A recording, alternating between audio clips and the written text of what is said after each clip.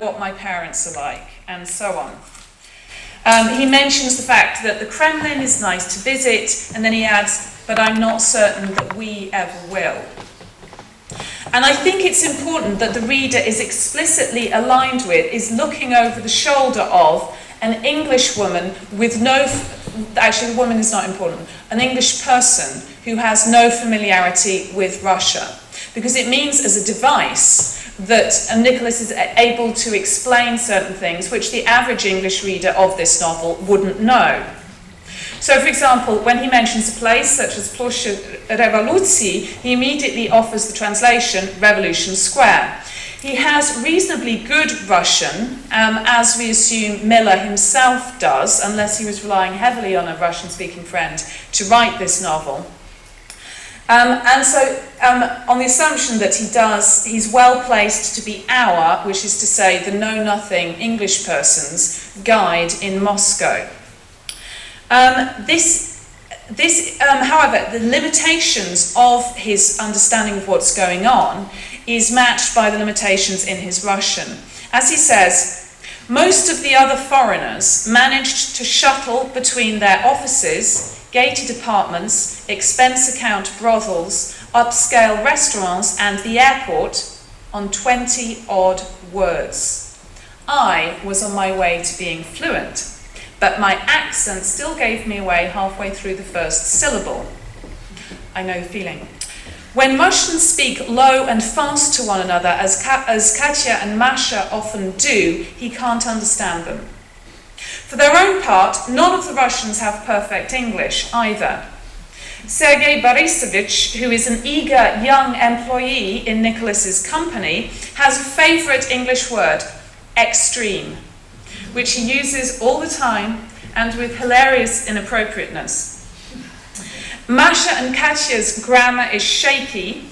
Katya says of a friend who visited England with regard to the fact that we don't have one tap, we have two taps, as you all know, a hot and a cold, and this is something the Russians always comment on. And so Katya says, hot water sometimes is burning her hand. So she still has a little way to go on grammar. But none of the Russians, apart from Sergei, are ever in a circumambient Anglophone environment.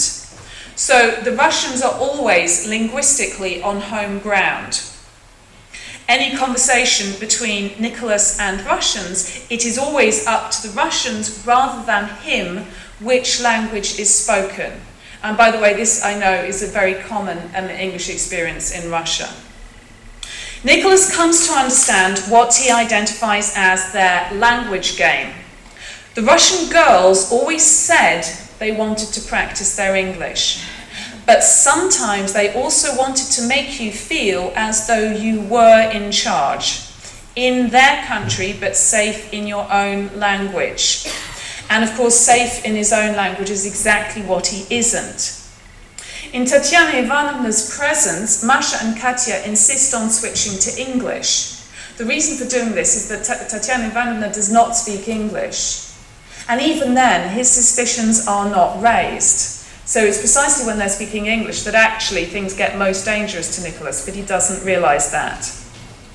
The reader, and especially the reader who has read plenty of thrillers, will understand more than Nicholas does at any given point in the novel of what is going on, despite the fact that Nicholas is introducing that same reader to Moscow. All English readers of this novel will have certain impressions of modern Russia and Moscow, gained mainly from television news, newspapers such as Steve Walsh's The Independent, and journals such as A.D. Miller's very own The Economist. The attitude towards the Russian government and the impression of modern Russian life of most of the mainstream media outlets in Britain is negative. And this is the more remarkable since this makes Russia one of the very few topics which unites the left-wing and the right-wing press. The right-wing press, especially so far as it's guided by the US government, sees Russia as an actual or easily potential enemy. The left-wing press criticises the Russian government for derogations from democracy, for corruption and oppression. And the most striking example of this criticism is on the part of the Guardian newspaper, which is probably, in fact, more hostile than any other British mainstream media outlet. And this is probably in part because the Guardian's Moscow correspondent, Luke Harding, had his visa removed, and he says that he was harassed by the FSB. A further reason is that London is a major destination of choice, as you all know, for rich Russians who are hostile to the government, in some cases are fleeing from the Russian government. And insofar as they have an influence in British life, they also skew the perception of Russia in a negative way. Those Britons who have any particular conception of Moscow assume that it is dangerous and sleazy. Simon Sebag Montefiore, who is a British historian of Russia, has a quotation on the front cover of this edition of the novel. It says, "Irresistible, sophisticated and compelling, darkly delicious Russian corruption and decadence." The Guardian's review of this novel, which was published at the beginning of 2011, argues that the novel, quote, adds little to what we already know about life in Putin's Russia. The cascading vulgarity of elite shops and restaurants, the flesh bars with their painted girls and dwarves in tiger-striped thongs, the top-to-bottom corruption, the gangsters. In other words, the reviewer seems to believe what the novel asserts, that life in Moscow does resemble a thriller. The implication is that there is no point in writing a thriller about Moscow. You may as well read some factual accounts of life in Moscow. From a thriller, one learns nothing extra. But the phrase, what we already know about life in Putin's Russia, is by definition group thought on the part of a population which doesn't live there. That impression is, I would argue, partly based on reading such novels, and is certainly not claimed as being the result of any direct familiarity with the city. Since I myself lived in Moscow during the period in which the novel is set and during the period in which A.D. Miller lived there, I naturally measured the novel against my own memories of it. One thing, though, that was immediately apparent was that I was not living in the social world of snowdrops. I was working as a teacher of English as a foreign language. I didn't know a single English expat in Moscow, so I wasn't part of an expat world. I didn't, to my knowledge, know any Russian gangsters, con artists, or murderers. My friends were of the professional classes, but none of them happened to be lawyers. One was a banker working for HSBC, but I didn't get the impression that he was involved in any massive fraud, although he may, of course, have been involved in trying to avoid it. The highly flamboyant, pornographic, hyper-self-conscious, nakedly status and money-orientated nightlife fitted exactly with my impressions of nightlife in Moscow. Although, of course, the experience of an expat woman and of an expat man is slightly different. Given the limitations of my own ability to assess the accuracy of this novel, I passed it on to a friend of mine who, in this novel, most closely resembles Sergei Borisovich. I mentioned that in the office you have a young Russian who's working for this Western law firm. By the way, the law firm is based in, those of you who know Moscow, Pavlietsky Vokzal. If you come out and look left, there is a building which has got a crenellated tower, this round tower. That building houses Western law firms, and it's in that building that Nicholas's office is housed. Now, my friend, who is about the same age as Sergei Borisovich, he's about 22, he works for this Western law firm in the very same building. So I thought, no, he's got to read this novel. This is so close to his world, although he's much younger. So I gave it to him, who works for Cleary, Gottlieb, Steen and Hamilton. Now, a few months later, he got back to me in an email. He was extremely dismissive of the novel as literature. I think too dismissive. But he considered it to be accurate. So now I quote, "I have been living in a rather rude and violent world, since such stories do not impress me at all. I believe that is because we hear and see similar things every day." He also wrote that the author has naturally and authentically, and here his English gave out, so he said, "peridal atmosferu," of what it is to see the naked, dirty and phony Moscow.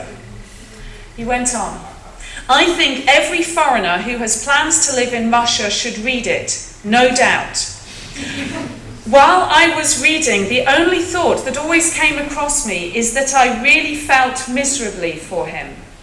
I wanted to stop him and explain how things are in Moscow, to protect him, in other words.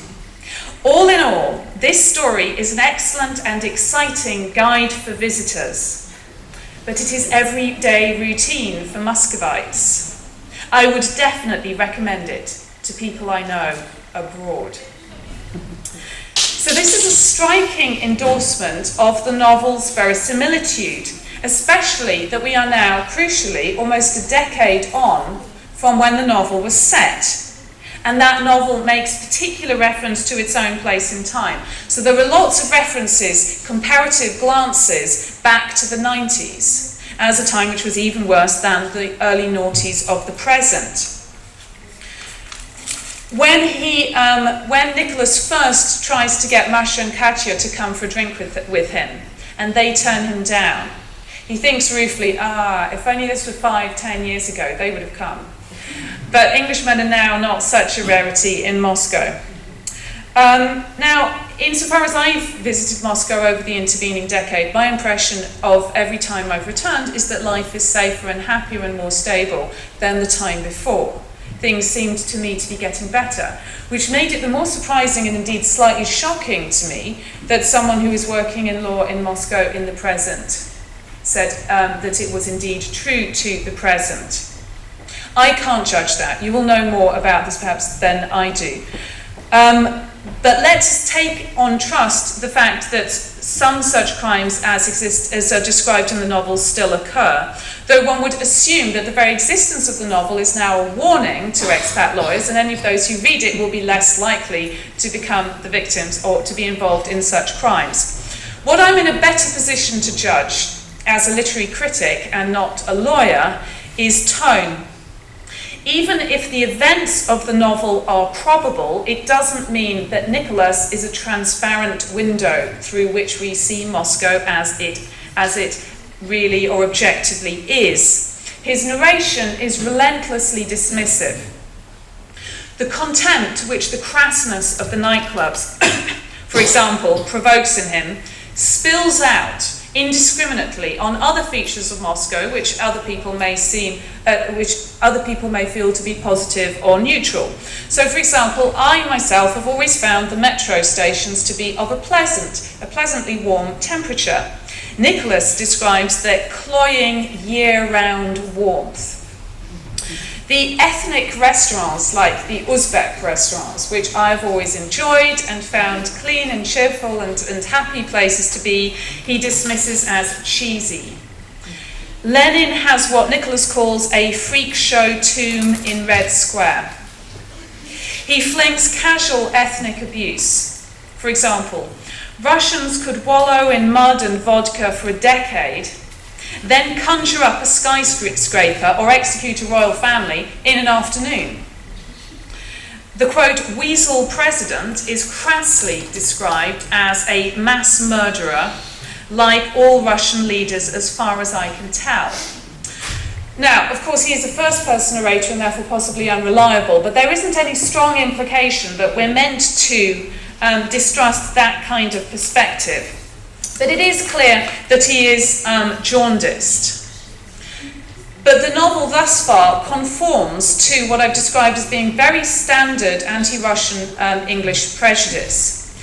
Despite this, there are, alongside this, positive aspects in Russia's presentation and as significantly negative aspects of England's presentation. And I think that most of the novel's reviewers have overlooked this. Nick, for example, is keenly alive to the beauty of Russian winter, which he describes with beauty. There are two wholly good Russian characters. There are no wholly good English characters. Tatiana Vladimirovna, the one who's conned out of her flat, is selfless, trusting, and kind. Nicholas's neighbour, Oleg Nikolaevich, is a fount of epigrammatic wisdom. Everything that he says is right. He doesn't know anything about Nicholas's life, but every time he encounters them on the stairs of their dorm, he invariably gives him uncannily relevant advice, which he invariably fails to take. Appropriately, these two characters, the man and the woman, who are about the same age, when they meet each other, are initially distrustful, but then they size each other up for a moment and then rightly decide to like and trust each other. Nicholas also at one point reflects that Russia's evil is probably matched by its exceptional good. Quote, "It's a strange country, Russia, with its talented sinners and occasional saint, bona fide saints, that only a place of such accomplished cruelty could produce, a crazy mix of filth and glory." This is a cliched expression of a sentiment expressed in much of Russian literature, notably that of Dostoevsky, by whom Nicholas is probably influenced in feeling it. This view of Russia as a place of extreme good and extreme bad, though, however, isn't actually borne out by the novel, in which no one so degraded as, for example, Fyodor Karamazov appears, and there is no one as saintly as Sonia Marmeladova. But it's significant that Nicholas has sensed the possible truth of this, because it's one indication that his cynicism about Russia is not absolute. More importantly, Nicholas Platt is clearly addicted to the country that he so relentlessly criticizes. Addictions are by definition not healthy, but also by definition they pertain to something which offers some kind of good. Nicholas's addiction to Russia has two main components. First, living in Moscow, he has the very common sentiment of the expatriate, that living there he is someone. He is a corporate law hero, that's his phrase. He's doing massive deals. He's just skirting criminality, that's what he thinks. And he has the power of relative wealth. In England, he was a nobody. He was just a lawyer, just a very ordinary lawyer in a safe suburban life, one of thousands. By the way, this was a major motivating factor of the British Empire. Any given young man who wasn't going to inherit huge wealth. In England, he was nobody. In India, he was a king. He ruled over people. So that was a major motivator of Englishmen to go out and live in the empire. Secondly, so it's partly the sensation of status, but there's also intensity of life, intensity of living, which he experiences in Russia as he doesn't experience it anywhere else. Masha and Katya one day take him to a dacha, and they come out of the banya and they jump into the snow, and they make snow angels. And he says, "The tingly pain proved that I was alive.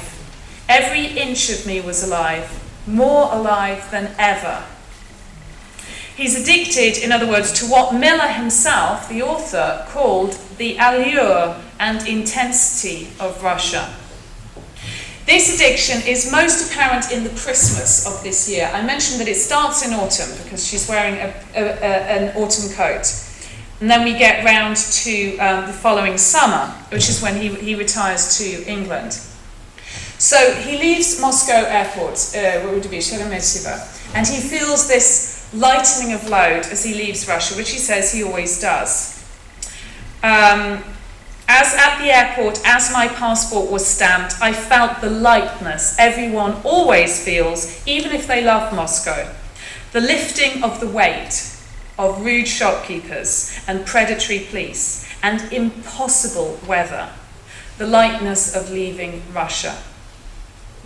3 hours later, in my parents' Luton semi, I was howling on the inside and knocking back my father's supermarket brand Scotch. He holds out for 3 days with his parents of awkwardness and boredom. He has one phone call which he hugely treasures from Masha. He holds out until Boxing Day. He meant to stay until New Year. He cannot stand it. He pays the fee. He changes his flight. He returns to Moscow on New Year's Eve. When he leaves the airport, he finds that the temperature has dropped a full 10 degrees since he left. It's now unfeasibly cold. But he never for a moment regrets being back. Moscow is, after all, a place where stories happen. And the novel perforce stalls Nothing Happens when he briefly visits England. Nothing happens in England. In fact, in Nicholas's life, in the 34 years before he moved to Moscow, there is nothing that happened that he finds worth narrating to us. In fact, nothing has occurred that's worth narrating to us since he moved back either. Not even the meeting of his fiancée, which isn't worth telling us about. In fact, the novel not only answers the fiancé's question as to why he left, but the rather more interesting question as to why on earth he wanted to be there in the first place. The novel is not just an explanation to his fiancée, it is a confession. It's not just a confession that he was involved in major financial and violent crime, and that he was in love and lust with one of the major criminals. He saves his greatest confession to the novel's last page, and this confession retrospectively changes the meaning of everything that has preceded, for which reason I find it, this novel is not great literature, but it has one of the best endings of a novel that I know. Here are the 2 last short paragraphs. Since I'm being honest, or trying to be, since I'm telling you almost everything, I should tell you the other reason, maybe the main reason why I haven't been able to tell you all this before. It's up to you what you do about it. Of course, when I think about it, there is guilt. There is some guilt. But most of all, there is loss. That is what really hurts. I miss the toasts and the snow. I miss the rush of neon on the boulevard in the middle of the night. I miss Masha. I miss Moscow. It is in fact a tragedy. The only place that made him feel alive was a place in which he was not fit to succeed or survive. He is condemned now to spend the rest of his life in a purgatory of dullness, with or without the woman who now, given this confession, probably will not marry him. The point is also repeatedly made in the novel that there is no great moral distinction to be made between Russia and anywhere else, or the Russians and the expats who live there.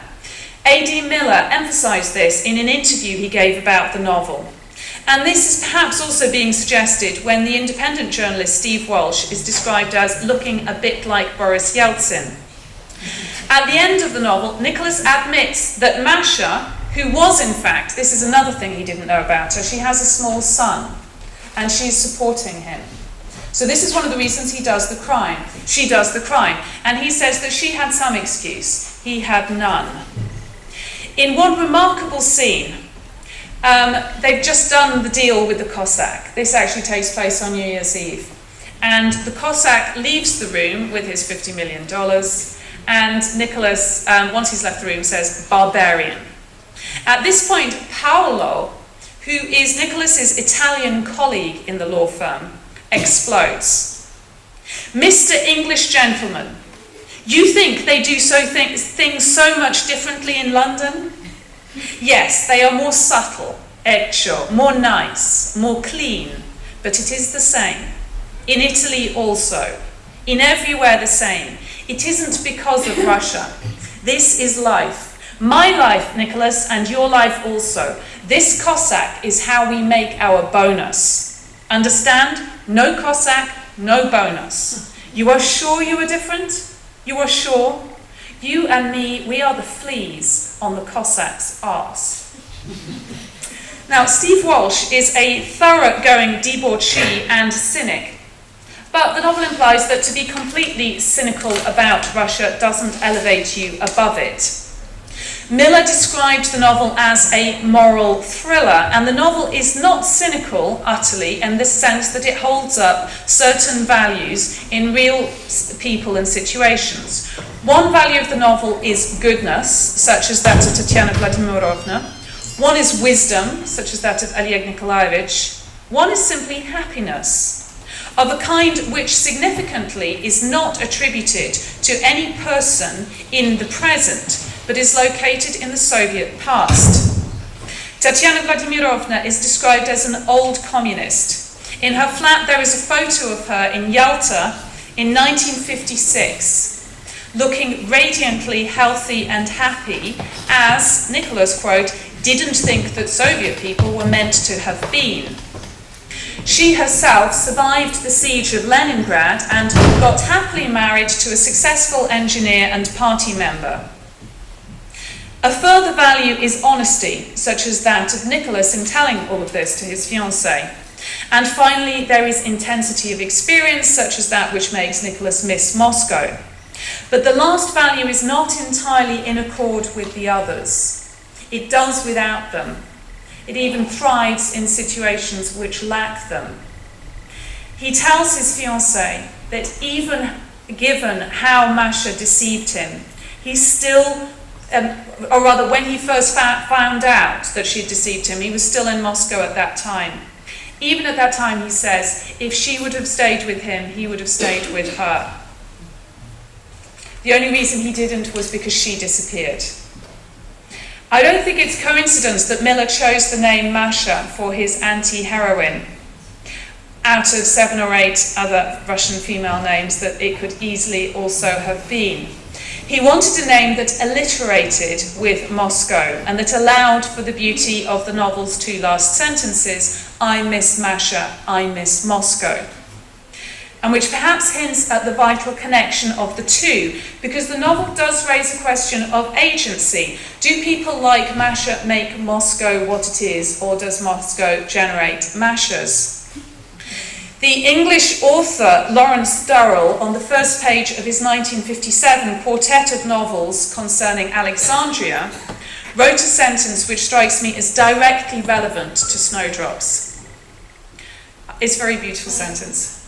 I return link by link along the iron chains of memory to the city we inhabited so briefly together, the city which used us as its flora, precipitated in us conflicts which were hers and which we took for our own. Now, I wouldn't go so far as to claim that the same is definitely asserted of Miller's Moscow, but Snowdrops is certainly a portrait not only of certain inhabitants of Moscow, but of the city itself, which is the novel's last word, and which has been presented not only as seething with crime and vice, but as the most compelling place known to the protagonist, and as only superficially worse than other cities of the world, which are often considered its moral superiors.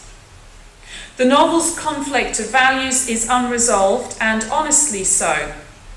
It is true to this particular 38-year-old Englishman, and it would be comprehensible in many other people. But it would not be surprising if Russians did not particularly like this novel, as I think my friend didn't. And I think that was the reason for his vitriolic criticism of its literary qualities. I think it was in part that he didn't like its persistently flippant and critical tone. This is not a novel that's directed at Russians. It's an English novel directed at English people and Westerners more broadly, which does, I would say, capture something of the Moscow of that period, possibly even of Moscow today, and does so within the conventions of the thriller, which leaves much of life out, just as media coverage of Russia in Britain also leaves much of life out. Whether the English would be any more receptive to a novel, a thriller written by a Russian and set in London and told from the perspective of a young Russian lawyer working in an international law firm there, is open to question. In general, I think novels of cultural critique meet with limited success in the culture being criticised from a foreigner's perspective. And in this sense, such novels do little to improve international relations. By the way, if any of you do know a novel of that kind, written by a Russian and set in London or anywhere in England, please let me know. But if one is open to discerning the facts, Snowdrops is also a great confession of love for Russia, and valid reasons for that love are presented.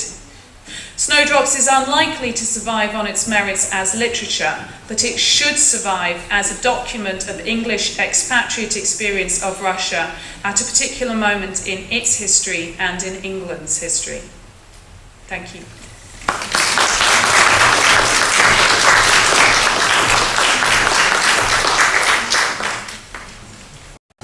I think, irrespective of whether a reader likes or dislikes the novel, we have to admit that it does hold mirror to nature, doesn't it? Any questions?